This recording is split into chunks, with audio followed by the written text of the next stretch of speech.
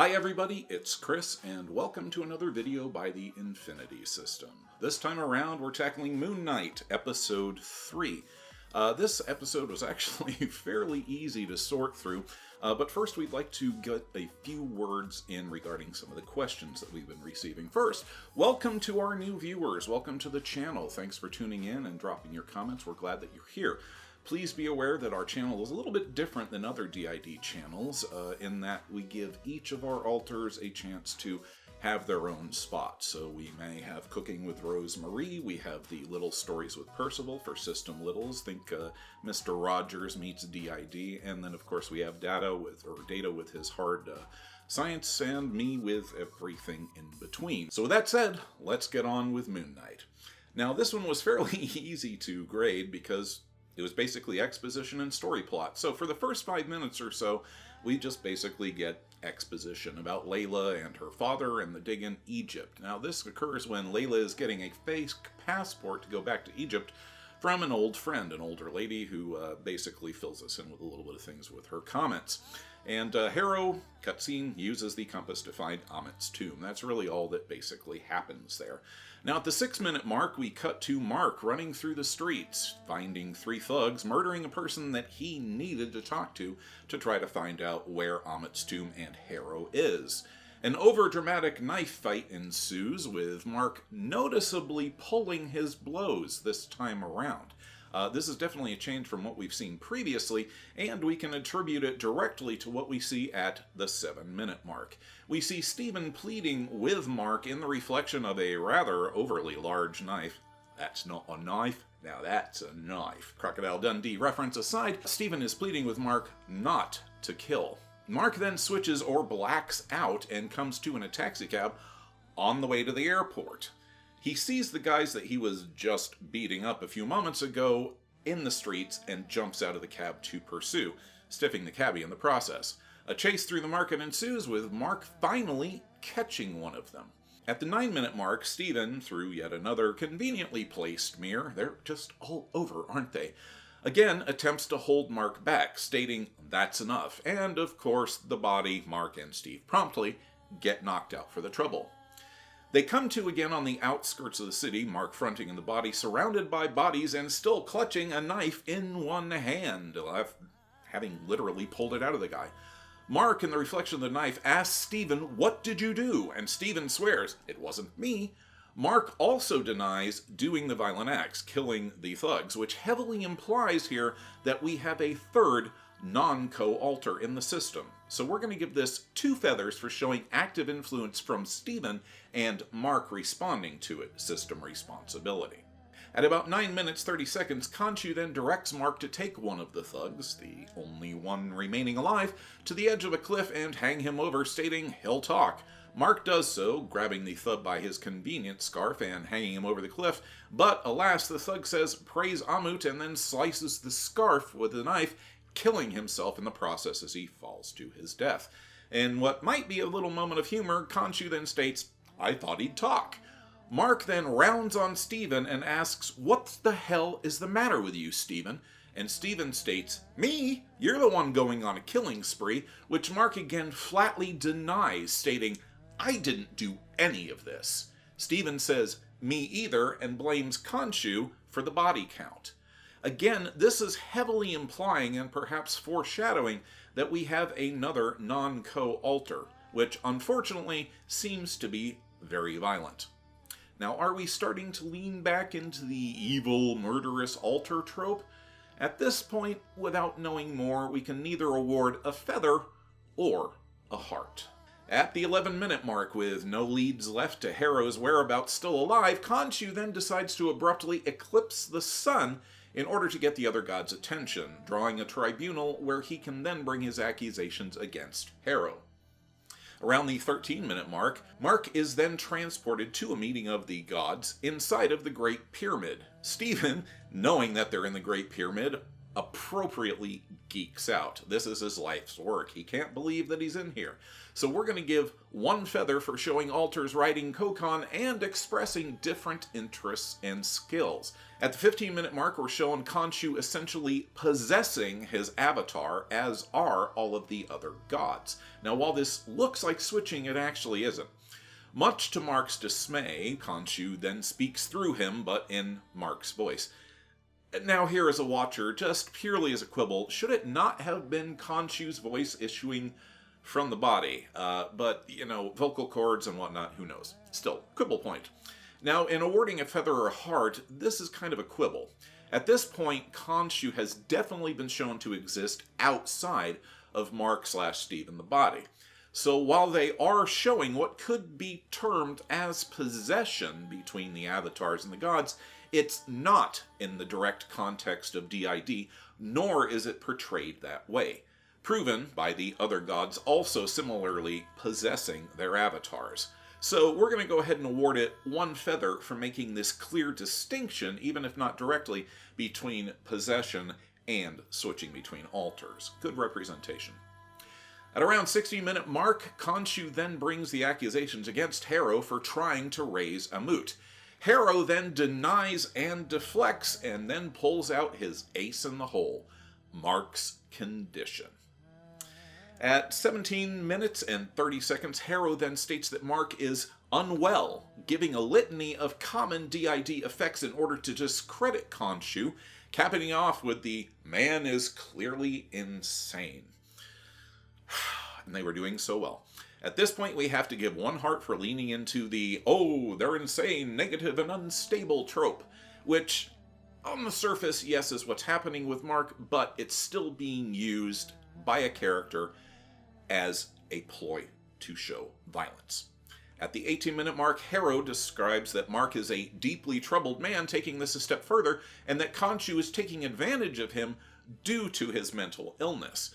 Now, why this may seem like a heart for the previous reasons, we're actually going to give it 1 feather for showing, if obliquely, that due to trauma, DID systems are susceptible to manipulation and gaslighting, such as that which Harrow claims Khonshu is doing to Mark/Stephen. At 19 minutes in, the gods decide to speak directly to Mark, asking him if he is unwell. Mark then admits that he is and that he needs help, but stresses how dangerous and duplicitous that Harrow is, and that the gods should listen to Khonshu in this case. Now we're going to go ahead and award 1 feather for the gods speaking directly to an alter/host, and 1 feather for a realistic portrayal of the struggle that comes with denial versus admitting that you need help. This can be very difficult for trauma victims to do because of the trauma bonding in the previous conditioning from the assaults. So, those are our awards for that. At about the 20-minute mark, stating that Harrow has done nothing wrong, the gods then adjourn, warning Khonshu that if he acts out again, they'll have to turn him to stone. Seems pretty harsh for, causing the moon to eclipse the sun, but playing around with cosmic powers and whatnot. At the 21-minute mark, Hathor's avatar, seeming to show compassion and pity, speaks to Mark directly, cluing him in on Sneferu, who is the only person or being that knew where Amut had been hidden, with the gods themselves even hiding the location from them. Stating that Sneferu's sarcophagus has recently been stolen and sold on the black market, she suggests that this might be a good place to start. Here we're going to, again, award 1 feather for depicting compassion and directly addressing an alter by their name. Because at this point, despite appearances, it has not been made clear just whether or not Mark or Stephen is the host or the core. And then we also have to think about that no-con that they're heavily implying is in the system as well.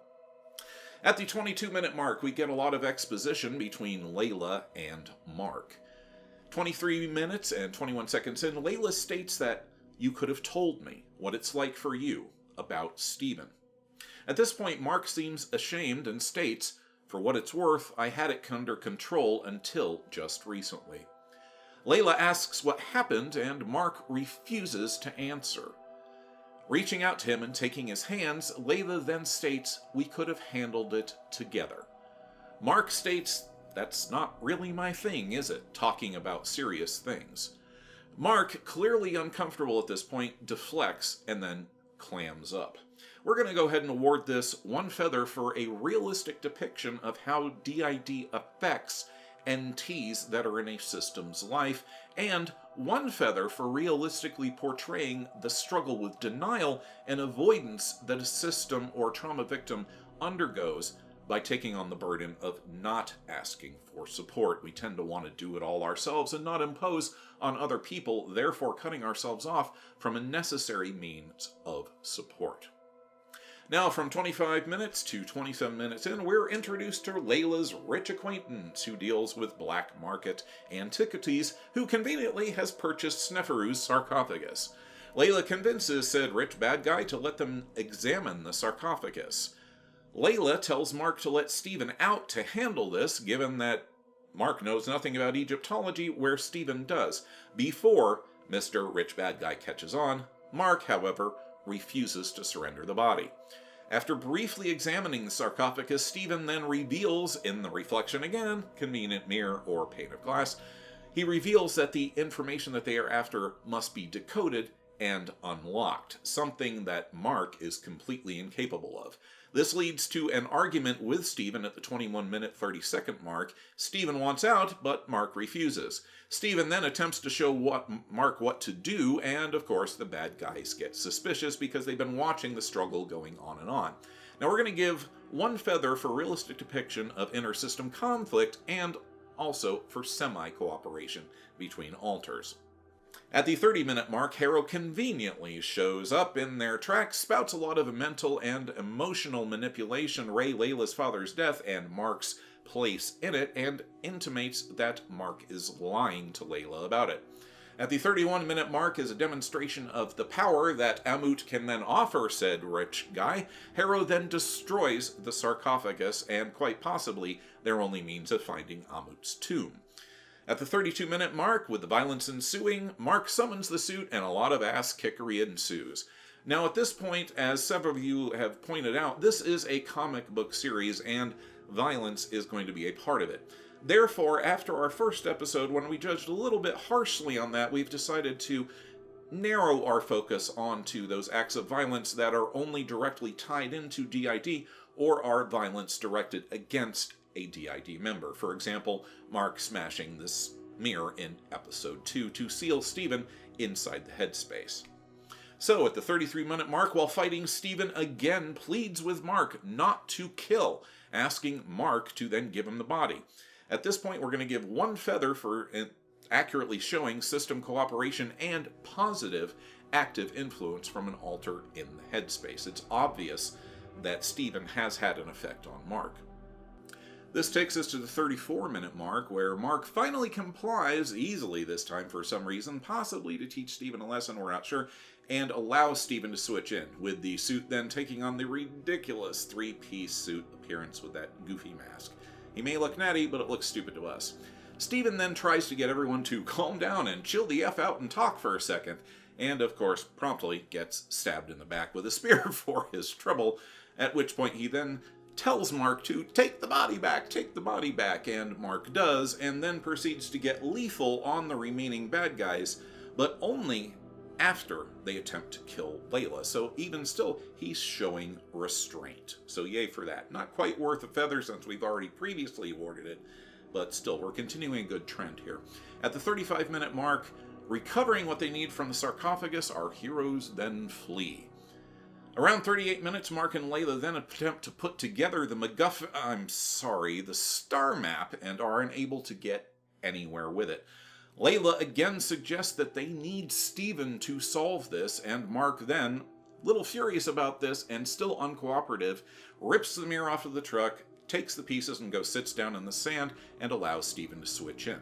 We're going to award one feather for Layla addressing the system as a whole, and that despite Mark's denial, that Stephen can help. At 39 minutes, Layla calls Stephen directly by his name, again reinforcing that she is accepting each person as an individual. Steven then assembles the star map, in the shape of a star, of course, and the chemistry between Layla and Steven is again emphasized. We're going to go ahead and award 1 feather for showing that skills can vary among alters, and the need of the system to cooperate as a whole in order to achieve a task. We'll also give 1 feather for realistically showing Layla's growing interest and realization that Steven is in fact not Mark, and that he is as worthy of her interest as Mark, once upon a time, was. At the 40-minute mark, with Steven explaining star drift to Layla and the audience in order to pinpoint the tomb, Khonshu then turns the sky back to the appropriate night, revealing the location of Amut's tomb, and for his trouble, Khonshu is promptly turned into stone. With Khonshu imprisoned in stone, Steven then blacks out as the suit seems to disappear, Khonshu's power then vanishing. Harrow then shows up in the Great Pyramid one more time and is thanked by the gods for cluing them into Khonshu's unstable nature. Harrow then proceeds to gloat over the statue of Khonshu, telling him that I couldn't have done this without you. If you hadn't have broken me, I never would have known what true healing was. No feathers and no hearts awarded. So, let's go ahead and tally those up.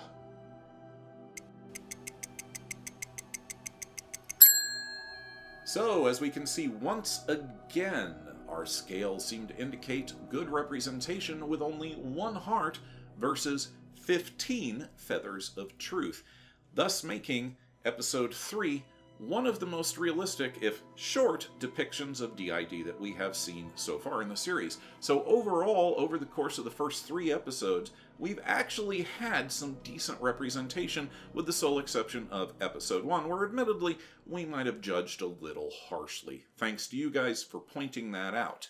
So, with the first 3 episodes under our belt and reviewed, we have to wonder what Marvel has in store for episode 4. Will they continue with the positive representation that they've shown towards DID and dissociative disorder so far, or will they start to lean into the tropes that have been so prevalent in media up to this point? We're looking forward to finding out, and we hope that you are too. Go ahead and hit us up in the comments section below with your thoughts on the episode, your thoughts on our review or review system, or whatever you want to talk about in general. Thank you again to all of our new viewers and subscribers. We're glad that you're here. Thanks for watching, and as always, we'd like to remind you that you are loved, that you are strong, and that you are not alone. I'm Chris. Thanks for watching.